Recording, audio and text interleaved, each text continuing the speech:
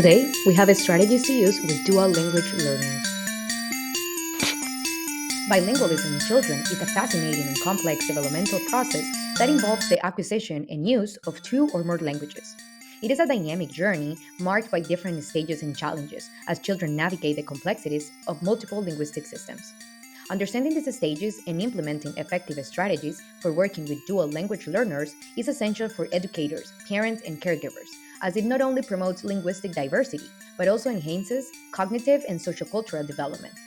In this exploration, we will discuss the strategies and best practices for supporting the growth and the flourishing of dual language learners. To talk about this topic, we have Kaki, Myra, Talula, and Meijin. Kaki is going to show us the use of learners' previous knowledge to promote bilingualism. Hi everyone, this is Kaki.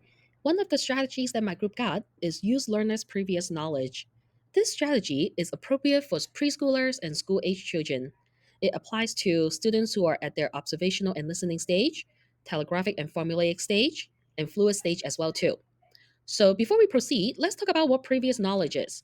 Previous knowledge means what the student already know before learning the new information or ideas.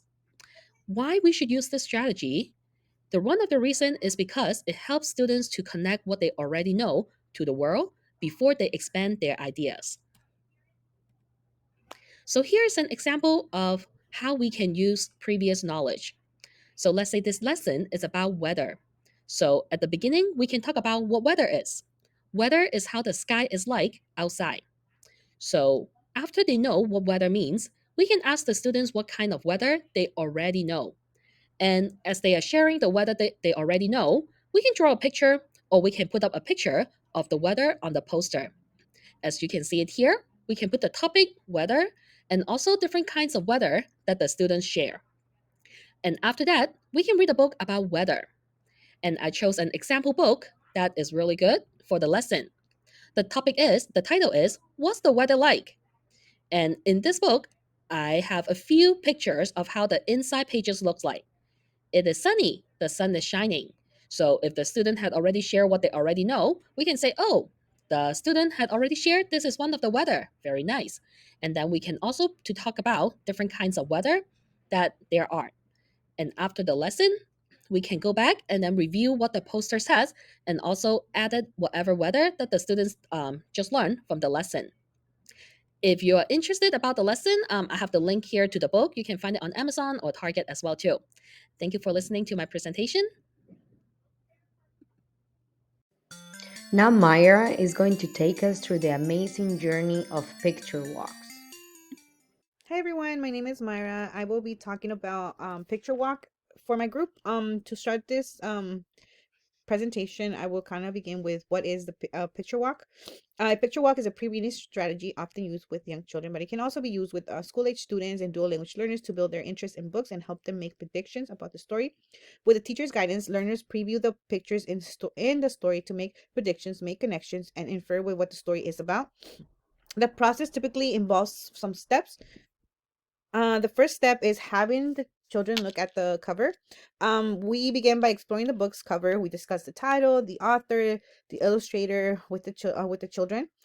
We ask them questions of what they think the book might be based on the cover. The second one is taking a look inside the book. We open the book. We take a walk through the pages, looking at the illustrations or pictures, encouraging the children to describe what they see in the pictures and share their thoughts and predictions about the story.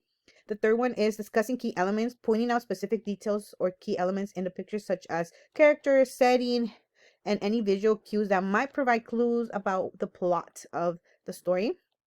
The fourth one is asking them questions. Throughout the picture walk, we ask open-ended questions to engage the children's imagination and encourage them to think about the story. For example, some of the questions that we could use are, what do you think the book is about? What's happening in the book? Who are the characters in the book? Just questions like that. Also make predictions, encouraging the children to make predictions about the story based on what they are seeing in the pictures. This helps them become an active participants in the reading process. The sixth one is connect to prior knowledge. Relate the content of the pictures to the child's own experience or prior knowledge. It can help them establish connections to the story. And the last one is reading the book. At this At this number 7, they get to hear what the story is really about, and also they get to figure out if what they predicted or what they thought the story was about connects to what the actual text in the book. Some of the benefits are um, developing speaking skills. A picture book encouraged students to talk and express their thoughts and ideas. Um, Also, vocabulary practice. The discussion during a picture walk allows students to practice and explore vocabulary and context. It also enhances comprehension. Previewing the pictures and discussing them helps students build a better understanding of the story before they even read the story. Sequencing skills. As students look at the pictures and make predictions about what might happen next, they are practicing their sequencing skills, understanding a logical order of events in a story. It also builds inference skills. Making predictions about the story based on the picture requires students to use their inference skills. They learn to draw conclusion and make educated guess. The sixth one is supporting. It supports students that are having difficulty with reading. Picture walk can be particularly helpful for students who may struggle with reading comprehension. The visual aspect of this strategy can make it easier for them to grasp important elements of the story, and also just by them listening to their peers. And they also get to hear what's going on, and they also make their own connections. And the last one will be supporting second language acquisition. Picture walks are also useful in second language acquisition. They provide a visual context for students learning a new language, making it easier to understand and engage with the story. I think a picture book is for you could use this strategy for home language stage, observation, listening, telegraphic, formulatic. I'm sorry about my pronunciation on the word, and also for if they're fluent. Children can use this type of strategy. And to end my presentation, I had a video recorded of my daughter and I. Her name is Julia and she's 4 years old. We did a picture walk together and I wanted to share that with you guys. Let's see the story.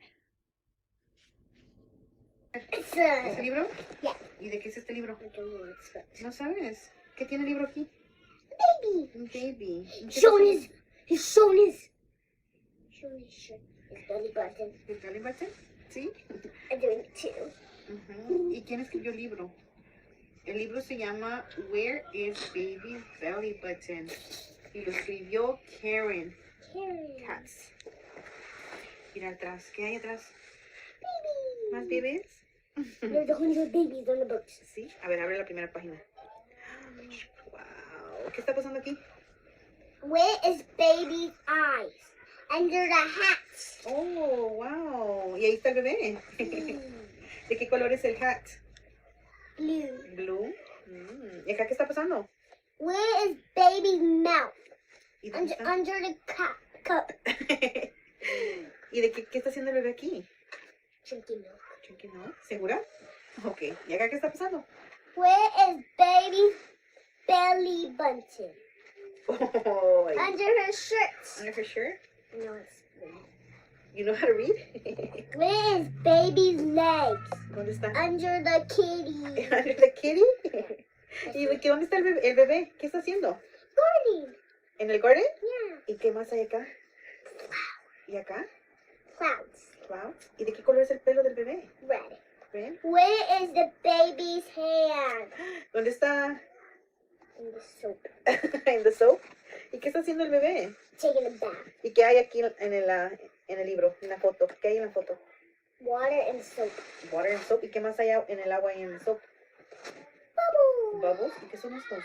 Toys. Toys. ¿Y acá? ¿Qué hay aquí? ¿Pero qué hay aquí? ¿Qué está pasando? Toys. Toys?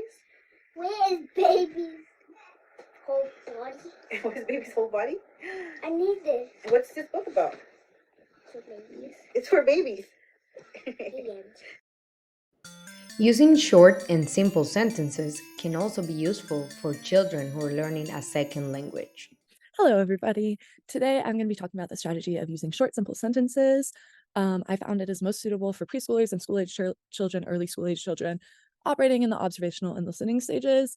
I found that it allows students to focus on main ideas, repetition, and full understanding before bringing in more complex things. 3 to 5 word sentences, sometimes more, sometimes less, to describe actions, objects, feelings, things like that. It's a great way to teach themes, patterns, and vocabulary. This is a book I actually remember from my childhood. Fat Cat Sat on a Mat. It goes throughout using different rhyming, different themes, but all within the same kind of repetition and utilizing of this sentence, this sentence, this sentence. So then we go over to utilizing short and simple sentences and how you can use them in a classroom setting. I decided to talk about weather to stay in theme with the rest of my group.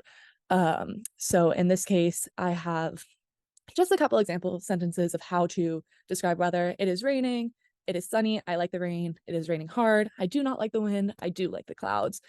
And I found that these little boards right here, the weather is snowy, the weather is sunny with the pointers, is a really good way to incorporate repetition, short sentences, simple sentences where you can switch out key vocab words in order for children to kind of understand what is being told to them. I always find visuals is very important and useful.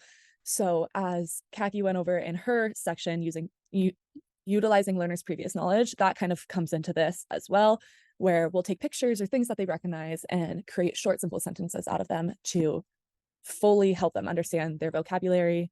It helps with grammar. So I went to the beach, we went to the beach, etc. Like being able to switch out different methods and ways of speaking. So in the warming up to, you can also, it's a great stepping stone to creating more complex sentences, such as I like sunny days because they make me comfortable, or I don't like rainy days because they make me sad, and filling in those kinds of, well, let's talk about this sentence. What does that make you feel? And kind of building the complexity while keeping the simplicity of what you are presenting to the child and giving them a lot of room to find more complexity in it, find repetition in it, find comfortability with it. So yeah, that's pretty much it. I think that short, simple sentences are a great way to introduce a new way of learning and new vocabulary and themes and rhyming and different ways to kind of understand the language you are using. Thank you, guys. And what about long, complex sentences? Here's a video of Mei Jin using this strategy in a classroom. She's reading the book, The Very Hungry Caterpillar. 今天我们要讲什么？我的毛毛虫，猫的毛毛虫。我们来看一下，他说月光上，叶子上躺着一颗小小蛋。然后呢，星期天早上谁出来啦？太阳，太阳出来了。他说，砰！然后从这个蛋里面爬出来了一条又小又饿的毛毛虫。它开始要找吃的，它爬呀爬呀爬呀爬呀。然后到星期一的早上，它吃了一个什么呀？苹果，一个苹果。然后星期二它吃什么呀？两个梨子，两个梨子，做手势，两个，你的两个呢？对吗？会自检的。啊，不会，两个梨子。好，那星期三它吃什么呀？ plum 几个？三个，我数一下，1、2、3，几个？3个李子。OK， 好。那星期四它吃什么呀？4个草莓。4个草莓，你对吗？4个草莓，这个，这样，4个草莓，我们来数一下，1、2、3、4。然后星期五它吃了什么呀？这个是几个？5个子，5个橙子。然后星期六它吃了一块巧克力蛋糕，巧克力蛋糕。巧克力蛋糕，然后这个呢，一个冰淇淋，一根黄瓜，然后一个 cheese，一条火腿，一根棒棒糖，然后一个樱桃派，然后一根香肠，一个蛋糕，然后一块西瓜，然后结果那天晚上毛毛虫的肚子怎么样？啊，好痛哦，好痛哦，因为它吃太多东西了。然后第二天又是星期天，这是毛毛虫吃什么呀？是这个这是什么呀 leaf 叶子。因为叶子是蔬菜类，所以毛毛虫吃了肚子好多了。然后现在毛毛虫它不饿了，它不再是一条小小的毛毛虫，它是一条又大又肥的毛毛虫了。然后它又帮自己建造了一个小房子，叫做茧。你要说茧，这是茧，它的房子。然后它把自己包在了里面。然后呢，它在里面待了2个多星期，然后咬了一个小洞，变成了一只大蝴蝶，哇！飞呀飞，我们来飞一下，跟手说飞呀飞，大蝴蝶，对不对？好，所以我们今天讲的是什么故事啊？毛毛虫，怎么样的毛毛虫？好饿的毛毛虫。耶，我们今天讲的是什么？好饿的毛毛虫。好了，姐姐可以了。We have seen how children progress from the initial exposure to mastering 2 languages and how the support they receive can greatly influence their success in this journey. As we wrap up, it is important to understand the significance of creativity in the educational process. Each child's linguistic path is unique, and as teachers and caregivers, it is our responsibility to tailor our approach to meet their individual needs. Being creative in developing activities for each child not only improves their language development, but also fosters a love for learning. In the end, bilingualism in children is not just about language, it's about fostering a deeper understanding of the world and promoting diversity.